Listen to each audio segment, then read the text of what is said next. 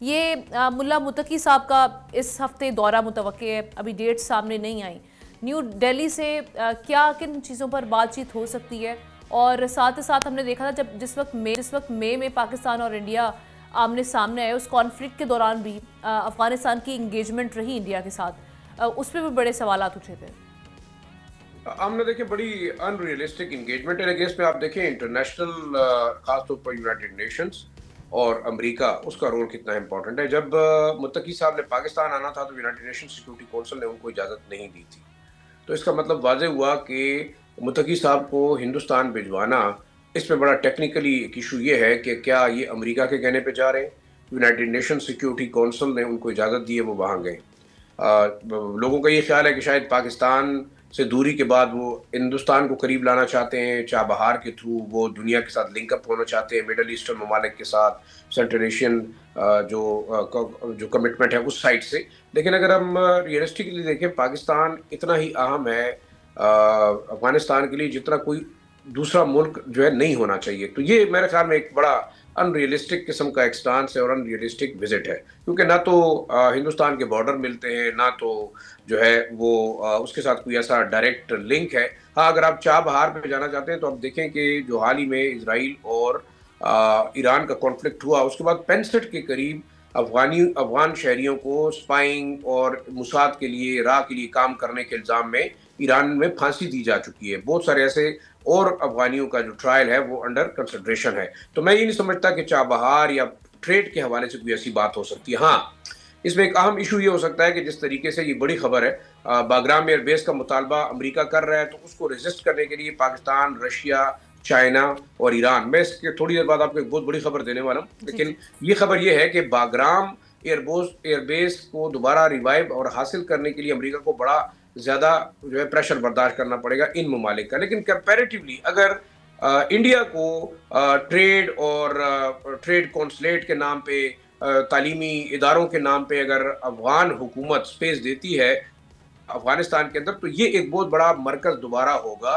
America और उसके इत्तेहादी, और ख़ासतौर पर रा, मोसाद और इंडिया के एक नेक्सस का, जो कि पाकिस्तान के वेस्टर्न बॉर्डर पे बनने का खदशा मौजूद है। तो मुझे लगता है कि ये इस तनाजुर में ये दौरा हो सकता है। दूसरा, मुत्तकी साहब को भी ये खदशा लाहक हो गया है कि एक तो इंटरनली अफगानिस्तान में लोगों ने उठना शुरू कर दिया है, वॉरलॉर्ड्स ने आवाज़ें उठानी शुरू कर दी हैं, अमेरिका के हवाले से भी ताल्लुकात उनके साथ अच्छे नहीं है। पाकिस्तान, ईरान, चाइना और रशिया ने बड़ा क्लियर मैसेज दे दिया है कि या तो वो दहशतगर्दी का खात्मा करेंगे या फिर उनके साथ वो कारोबार और ट्रेड पे बात करेंगे। जो बड़ी खबर वो है वो ये है हमारे नाज़रीन के लिए कि जल्द ही एक बड़ा इजलास होने वाला है पाकिस्तान, रशिया, ईरान और चाइना का, और इसमें पाकिस्तान के जो खुसूसी नुमाइंदे हैं मोहम्मद सादिक, के इंटीरियर मिनिस्ट्री ज़राए ने और वजारत दाखिला ने भी तस्दीक की है कि वो जल्द एक मीटिंग करें, जिसमें एक कंसर्न ये होगा कि किस तरीके से इजाज़त दी गई है मुत्तकी साहब को बैरून मुल्क उनके विजिट पे। दूसरा, अफगानिस्तान की मजमूई सूरत हाल के ऊपर गौर किया जाएगा और 1988 के बाद जिस किस्म की पाबंदियां अफगानिस्तान पे हैं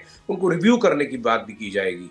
दूसरा, मोहम्मद सादिक साहब कन्वे करेंगे जो अफगान सरजमीन है, जिसमें BLA है, TTP है, ISK है, दूसरे दहशतगर्द ग्रुप हैं जो कि सबके लिए खतरा है, IMU के दहशतगर्द हैं, TIP के हैं जो चाइना के लिए खतरा है, सेंट्रल एशियन रिपब्लिक्स के लिए खतरा है। तो ये चारों ममालिक के अहम जो वज़रा हैं और पाकिस्तान के नुमाइंदा खुसूसी है, ये बात करेंगे जाके जल्द। उसका जो है वो अभी जो है वो उसकी मीटिंग अरेंज की जा रही है। दूसरा जो अहम नुकता वो ये है कि अफगानिस्तान में डेवलपमेंट के इलाके हवाले से भी ये ममालिक बात करेंगे। पाकिस्तान ये भी स्ट्रेस करेगा कि जो पाबंदियां हैं, जो ट्रेड एक्टिविटीज़ हैं, वो अफगानिस्तान के साथ इंक्रीज़ की जानी चाहिए। अहम जो इजलास में बात होगी वो ख़वातीन की तालीम, बच्चियों की तालीम, और जो इस वक्त एक नया नैरेटिव बिल्ड किया जा रहा है कि शायद पाकिस्तान अफगानिस्तान की हुकूमत को अफगानिस्तान के अंदर चेंज लाने के लिए सपोर्ट कर रहा है, तो वो उस पर भी बात होगी कि अफगानिस्तान के अंदर एक इंक्लूसिव गवर्नमेंट हो जिसके अंदर तमाम जो ग्रुप्स हैं अफगानिस्तान के वो शामिल हों। तो मेरे ख्याल में अब जो चार ममालिक हैं उनके लिए अफगानिस्तान एक बहुत बड़ी अहमियत का हामिल होता जा रहा है। और जो दूसरा खदशा काबुल तालिबान को है वो यही है कि शायद अमेरिका भी उनके साथ नहीं है, तो वो इस वक्त इंडिया की तरफ देख रहे हैं कि शायद उनको कोई सपोर्ट करेगा। लेकिन अगर हम देखें जिस वक्त हमला हुआ USSR की जानिब से, रशिया की जानिब से, तो उस वक्त भी हिंदुस्तान ने साथ दिया, रशिया का और यूएसएसआर का।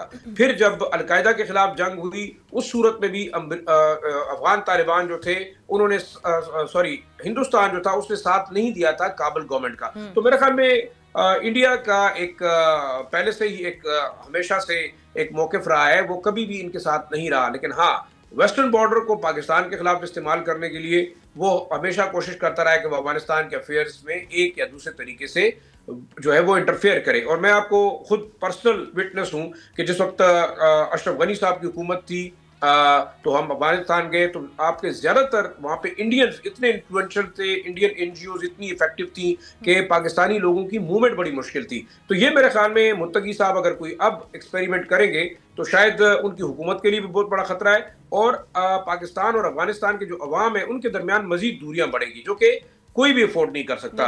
आखिरी जो बात है इंडिया से जो एक्सपेक्टेशंस हैं इनकी वो भी पूरी ना हो पाए। जी जी जी बिल्कुल। और दूसरा जो आखिरी इस मीटिंग में जो पाकिस्तान, ईरान, चाइना और रशिया की होगी उसमें ये भी कोशिश की जाएगी कि अफगानिस्तान के साथ जो कॉन्फ्लिक्टिंग इश्यूज हैं, जो प्रॉब्लमेटिक इश्यूज हैं, अपने जितने चारों नेबर्स हैं वो रिजॉल्व करने की कोशिश की जाएगी। तो अब मेरे ख्याल में या तो तालिबान को सोचना होगा कि वो एक अबूरी हुकूमत से आगे जाएं, इलेक्शन करवाएं और जो लोग इलेक्शन जीते वहां पे एक सॉलिड हुकूमत हो जिसके साथ ट्रेड रिलेशंस हो, जिसके साथ दूसरे ताल्लुकात हो। और आखिरी जो बड़ी आम चीज़ है वो ये है कि ये चारों ममालिक अब इस बात पे भी मुत्तफिक हैं कि अफगानिस्तान की सरजमीन में किसी बैरूनी अड्डे की इजाजत नहीं होगी। मतलब क्लियर कट स्टांस दिया जाएगा कि अमेरिका या हिंदुस्तान या कोई दूसरा मुल्क अफगानिस्तान के अंदर अपने अड्डे कायम नहीं कर सकेगा। फौजी अड्डों की बात कर रहा हूँ। सब्सक्राइब करें और बेल दबाएं ताकि कोई खबर रह न जाए।